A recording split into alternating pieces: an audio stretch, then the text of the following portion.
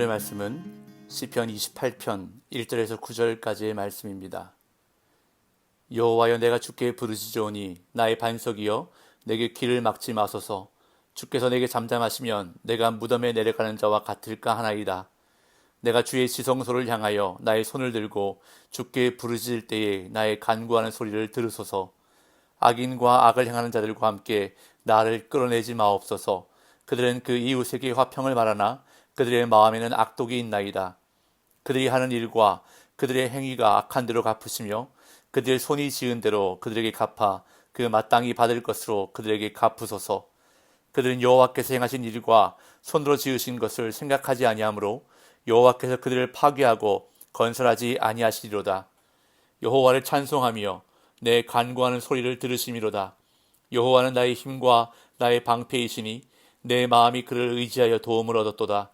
그러므로 내 마음이 크게 기뻐하며 내 노래로 그를 찬송하리로다.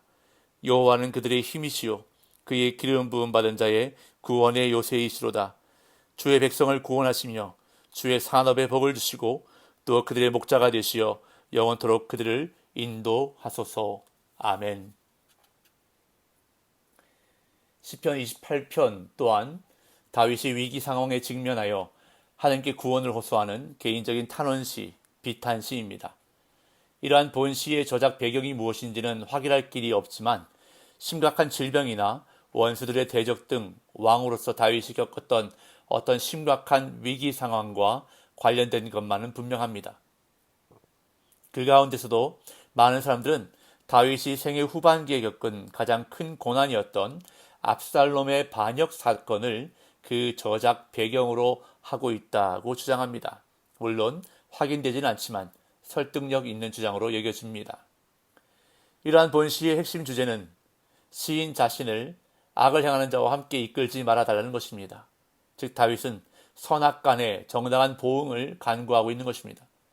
그 내용을 보면 1절 2절은 여호와를 향하여 시인 자신의 기도를 들어주시도록 호소하는 내용입니다. 이어 3절에서 5절은 여호와를 향하여 자신을 악인들과 구별하여 그 행위에 따라 공의로 보응하여 달라는 간구입니다. 그런 다음 6절 7절은 시인 자신의 기도에 대한 응답의 확신에 근거하여 하나님의 구원을 간증하는 내용입니다. 끝으로 8절 9절은 여호와를 향한 송축과 하나님께 당신의 백성을 구원하시며 복을 주시고 목자가 되어달라는 중보기도로 시를 마치고 있습니다. 자, 그럼 본문의 시를 구체적으로 살펴보도록 하겠습니다.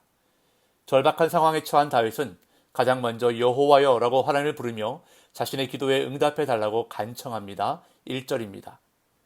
여호와여, 내가 주께 부르짖으오니 나의 반석이여, 내게 귀를 막지 마소서. 주께서 내게 잠잠하시면 내가 무덤에 내려가는 자와 같을까 하나이다. 다윗은 여호와를 향해 나의 반석이여 라고 부르고 있습니다.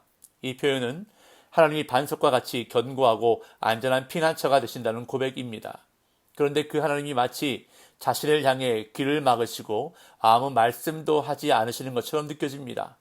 그래서 다윗은 내게 길을 막지 마소서, 주께서 내게 잠잠하시면 이라고 말하고 있는 것입니다.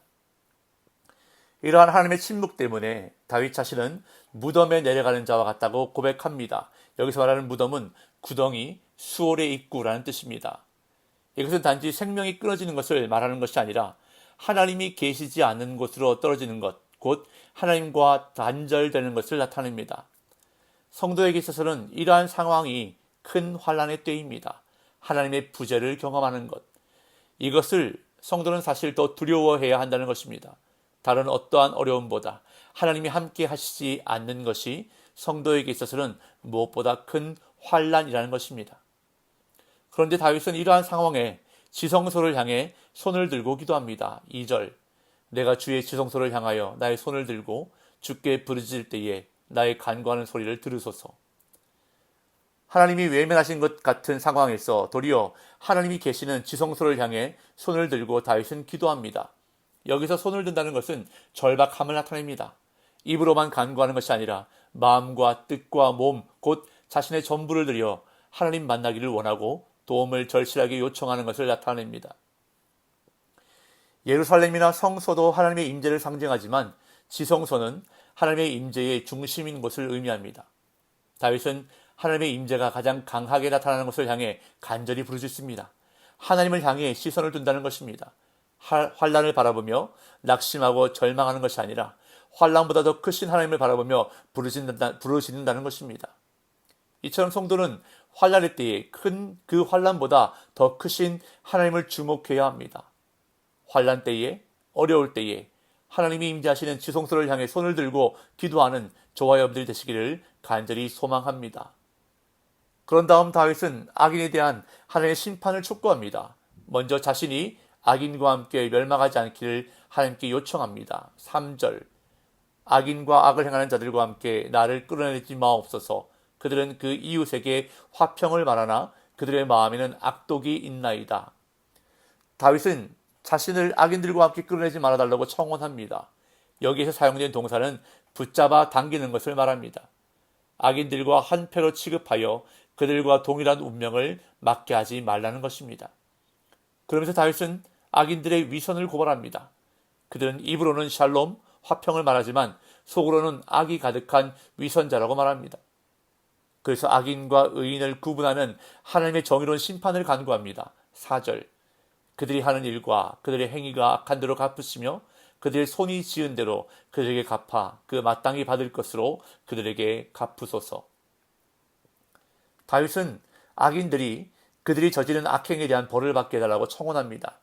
그들이 하는 일, 그들의 행위, 그들의 손이 지은 대로라는 반복적인 표현을 사용함으로써 악인들이 저지른 악행의 무게와 심각성을 부각시키고 있습니다. 다윗의 이러한 청원은 개인적 복수를 위해서가 아니라 하나님의 정의가 실현되기를 바라는 간구입니다. 여호와께서 그들을 파괴하고 건설하지 아니하실 것이라고 다윗은 선언합니다. 5절 그들은 여호와께서 행하신 일과 손으로 지으신 것을 생각하지 아니하므로 여호와께서 그들을 파괴하고 건설하지 아니하시리로다. 악인들은 하나님의 창조와 구원 그리고 주권적인 통치를 망각한 자들입니다. 그렇게 다윗은 자신과 공동체와 하나님을 대적하고 악을 행하는 이들을 하나님이 심판하셔서 영구적으로 허무시고 그들의 도모가 이루어지지 않게 하실 것을 확신 가운데 선언합니다. 그러면서 또한 다윗은 하나님을 향한 믿음 가운데 기도 응답에 대한 확신과 찬양을 드릴 것을 맹세합니다. 6절, 7절 여호와를 찬송하며 내 간구하는 소리를 들으심이로다. 여호와는 나의 힘과 나의 방패이시니 내 마음이 그를 의지하여 도움을 얻었도다. 그러므로 내 마음이 크게 기뻐하며 내 노래로 그를 찬송하리로다. 여기서 내 간구하는 소리를 들으심이로다는 2절에서 나의 간구하는 소리를 들으소서라는 기도가 응답되었음을 암시합니다. 또한 하나님이 힘과 방패가 되신다는 고백은 1절의 부르짖음과 대꾸를 이룹니다. 전쟁터의 용사에게 적을 물리칠 힘과 적의 공격을 막는 방패는 절대적으로 필요한 것입니다. 하나님은 당신의 백성에게 힘과 방패가 되셔서 구원과 승리를 주시는 분입니다. 그렇기에 다윗은 내 마음이 그를 의지하여라고 고백합니다. 자신을 구원하실 하나님을 자신의 전부를 다해 믿었다는 뜻입니다. 다윗은 온 마음으로 크게 기뻐하며 기도에 응답하신 하나님께 감사 찬양을 드릴 것을 맹세합니다. 이제 다윗은 하나님이 자신의 구원이 되실 뿐 아니라 이스라엘 공동체에게도 힘과 구원이 되심을 찬양하며 하나님이 이스라엘 공동체와 맺은 언약 관계에 대해 노래합니다. 8절, 9절 여호와는 그들의 힘이시요 그의 기름 부음 받은 자의 구원의 요새이시로다. 주의 백성을 구원하시며 주의 산업에 복을 주시고 또 그들의 목자가 되시어 영원토록 그들을 인도하소서. 다윗은 여호와께서 그들의 힘이시요 그의 기름 부음 받은 자의 구원의 요새라고 말합니다. 여기에서 기름 부음 받은 자는 왕을 가리키는 말로 다윗은 하나님이 자신에게 하신 것처럼 자신의 공동체에도 동일한 구원의 역사를 보여주실 것을 확신합니다. 자신을 구원하신 것처럼 이스라엘을 구원해 주시고 복 주시고 목자가 되어주시기를 간구합니다.